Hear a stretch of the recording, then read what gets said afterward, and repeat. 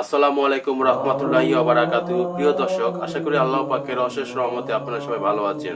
আজকের আলোচনার বিষয় হচ্ছে গিয়ে কাজের ফাঁকে ফাঁকে যদি আমরা বেশি বেশি করে ইস্তেগফার পাঠ করতে পারি তাহলে আল্লাহ পাক আমাদের জন্য কি কি পুরস্কারের ব্যবস্থা করে রেখেছেন।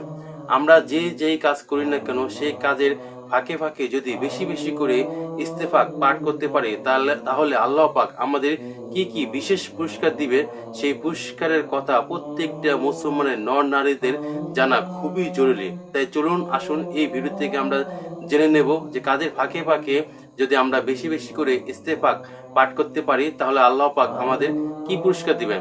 1 নম্বর পুরস্কার হচ্ছে গিয়ে ইস্তেগফার পড়া নবীদের সুন্নত। সুতরাং নবী করিম সাল্লাল্লাহু আলাইহি সাল্লামের জমানায় ইস্তেগফার পড়া সুন্নত ছিল। সুতরাং এই ইস্তেগফার যদি আমরা পড়তে পারি তাহলে আমাদের অনেক সওয়াব হবে। 2, ইস্তেগফার আল্লাহর কাছে প্রিয় একটি আমল। আল্লাহ পাকের কাছে সবচেয়ে প্রিয় একটি আমল হচ্ছে কি ইস্তেগফার পাঠ করা। সুতরাং আল্লাহর প্রিয় আমল যদি আমরা পাঠ করতে পারি তাহলে আমরাও আল্লাহর কাছে খুব প্রিয় হতে পারবো।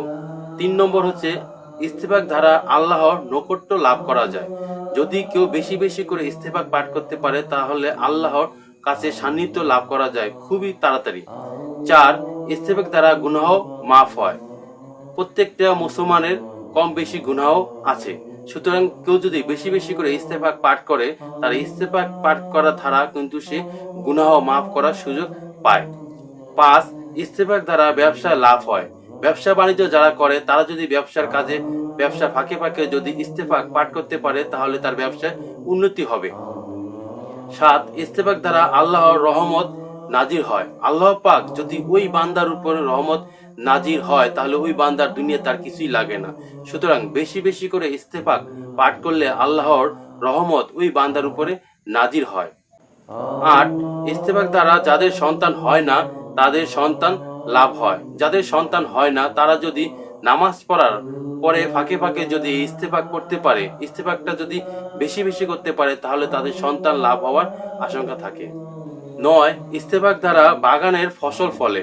যারা কৃষিকাজ করে কৃষিকাজের ফাঁকে ফাঁকে যদি এই ইস্তেগফারটা যদি বেশি বেশি করতে পারে তাহলে অবশ্যই সেই ফসল অনেক গুণ বৃদ্ধি পাবে। 10, ইস্তেগফার দ্বারা কলবের ময়লা দূর হয়। গুনাহ করতে করতে কলবটা এত পরিমাণ শক্ত হয়ে গেছে মানুষের আর ভালো কাজ করতে ইচ্ছা জাগে না। ওই ব্যক্তি যদি ওই বান্দা যদি তখন বেশি বেশি করে ইস্তেগফার পড়ে তাহলে তার এই কলবটা পরিষ্কার হয়ে যাবে শুধু ইস্তেগফার পড়ার কারণে। 10, ইস্তেগফার দ্বারা দুনিয়া সকল দুশ্চিন্তা দূর হয়ে যায়। যার বেশি দুশ্চিন্তা, পেরেশান, হতাশা, টেনশনে ভুগতেছেন আপনি বেশি বেশি করে নামাজ পড়ুন এবং নামাজের ফাঁকে ফাঁকে ইস্তেগফার পাঠ করুন, তাহলে অবশ্যই আপনার সেই দুশ্চিন্তা পেরেশান সব দূর হয়ে যাবে। 11, ইস্তেগফার দ্বারা রিজিকের ব্যবস্থা হয়। যার ইস্তেগফার জিন্দা রয়েছে, যে ইস্তেগফার বেশি বেশি করে তার রিজিকের ব্যবস্থা কোথা থেকে হয়ে যাবে সে নিজেও জানতে পারবে না। সুতরাং বেশি বেশি করে ইস্তেগফার পাঠ করা উত্তম। 12, ইস্তেগফার দ্বারা আল্লাহর আযাব আসে না। কোনো বান্দার বিপদে পড়ে বা বিপদ থেকে রক্ষা পাওয়ার জন্য যদি সে বেশি বেশি করে ইস্তেগফার পড়ে তাহলে সে বিপদ থেকে খুব দ্রুত সে বেরিয়ে আসতে পারে শুধুমাত্র ইস্তেগফার পড়ার কারণে। 13, রোগ হলে ওষুধ খেতে হয় আর গুনাহ হলে বেশি বেশি করে ইস্তেগফার পাঠ করতে হয়। সুতরাং গুনাহ হবেই, তবে গুনাহ হলে বেশি বেশি করে ইস্তেগফার পাঠ করতে হবে। প্রিয় মুমিন মুত্তাকিন ভাই ও বোনেরা, ইস্তেগফার 3 ভাবে পাঠ করা যায়। একটা হচ্ছে গিয়ে আস্তাগফিরুল্লাহ আস্তাগফিরুল্লাহ আস্তাগফিরুল্লাহ, এটা হচ্ছে একটা ইস্তেগফার। তো এর অর্থ হচ্ছে গিয়ে আমি আল্লাহর ক্ষমা প্রার্থনা করছি। ফরজ নামাজের পর মহানবী হযরত মুহাম্মদ সাল্লাল্লাহু আলাইহি সাল্লাম এই দোয়াটি 3 বার পড়তেন, আস্তাগফিরুল্লাহ আস্তাগফিরুল্লাহ আস্তাগফিরুল্লাহ।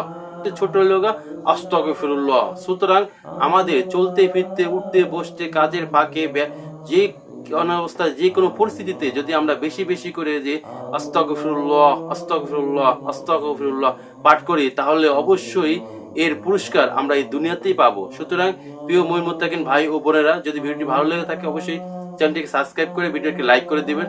সবার সুস্বাস্থ্য কামনা করে শেষ করছি। আসসালামু আলাইকুম রহমতুল্লাহি ওয়া বারাকাতুহু।